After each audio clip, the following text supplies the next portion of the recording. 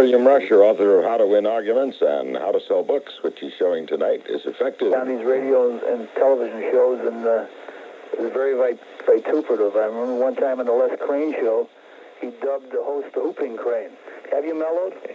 Yes, I think I have. That's part of the story. I've also aged, which may be the same thing. Another thing, of course, is that the situation's different.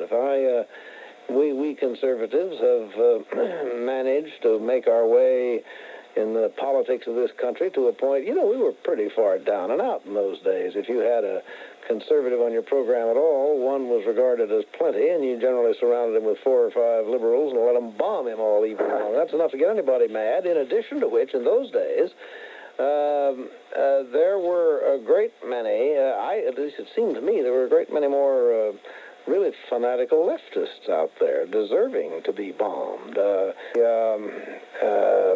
A few communists. At one point, Buckley and I both had a rule that we would not debate an avowed communist, not because we were afraid of him, but because we felt that he simply was not being honest in agreeing to participate in a rational debate. We felt that most of the media that you mentioned have a general liberal bias. I don't think it's anywhere near as far out or nuts as McGovern.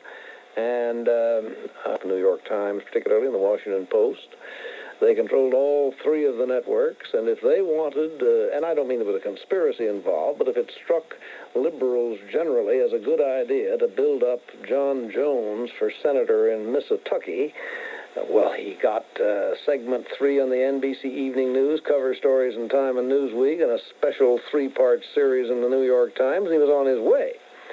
If a conservative was running in Mississippi, he got dumped on the NBC Evening News, CBS, Time, Newsweek, and the New York Times, and was well down the chute. And this was a frustrating thing for the conservatives. Now, Barry Goldwater, as we know, ran in 1964, and that was supposed to be a great disaster. I'd like to spend an entire program sometime on the year 1964, which in my opinion was the foundation of conservative success in America. But here was one of the ways in which it was.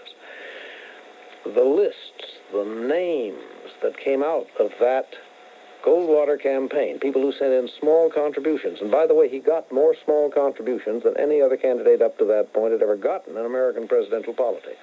Those lists were the first mailing lists which introduced the conservatives of America to each other, so to speak. So it is good for the liberals to use the mailing list. Common Cause tries this all the time. John Gardner is the direct mail king of the American left, in the same way that Viggory is of the right. But it doesn't do them any good because it's overkill. They've already, through the networks, well, what do you need one more pass in the Alps for when you already got 10?